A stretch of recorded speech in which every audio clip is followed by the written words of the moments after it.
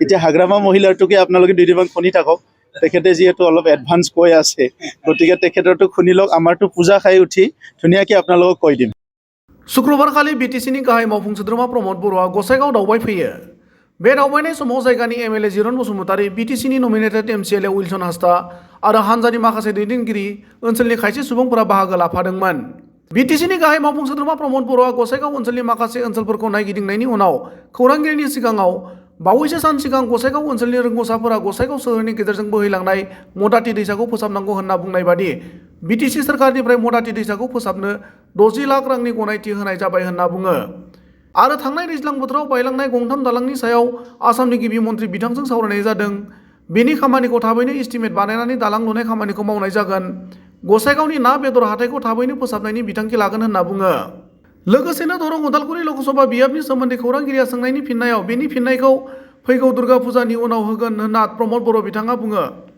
आरो गसाइगाव रेलवे स्टेशनाव कामरुप एक्सप्रेसखौ लाखिहोनो थाखाय मिरुनि बिफानारिजों सावरायनानै रायजोफोरनो फोरमायगोन होनना ओरैबायदि बुङो। কেইমাহমান আগতে গোসাইগাঁৱৰ ইণ্টেলেকচুৱেলসকলৰ লগত মিটিং কৰোঁতে তেখেতসকলে কৈছিলে যে মদাতি নদীটো চাফা কৰিব লাগে আৰু চাফা কৰি পেলাই সিটো বহুত লেতেৰা হৈ আছে।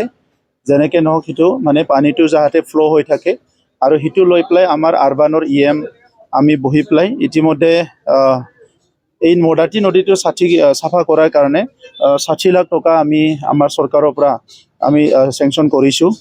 আৰু ইয়াৰ লগতে 3খন দলং যোৱা বানপানীৰ সময়ত উটুৱাই গৈছিলে আৰু সিদিনা আমাৰ সন্মানীয় মুখ্যমন্ত্ৰী ডাঙৰীয়া আহোঁতে এই কথাটো আলোচনা হৈছে। আৰু সেইকাৰণে মই নিজে আজি আহি 3খন দলং চালোঁ আৰু অতি শীঘ্ৰে ইয়াৰ এষ্টিমেট বনাই দলংখিনি নিৰ্মাণৰ কাম আৰম্ভ কৰিম।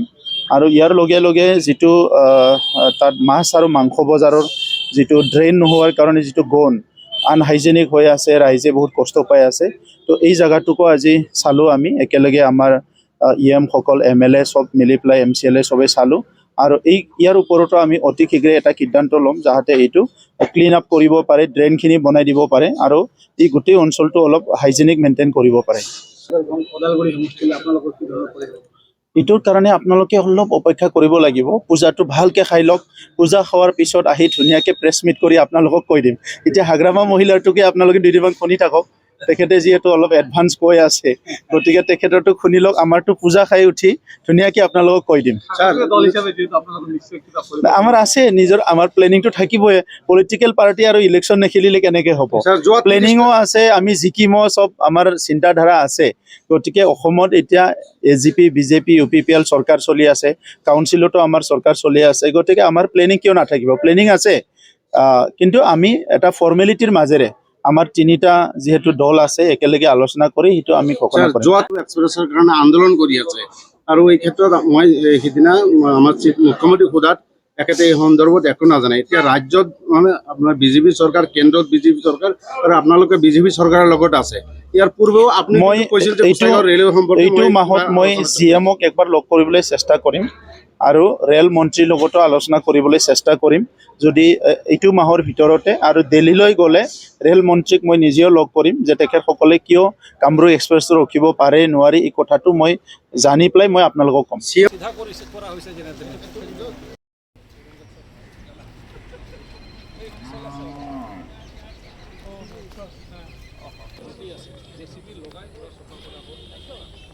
कार्तिक अग्रन मासाव दैया जेब्ला रानो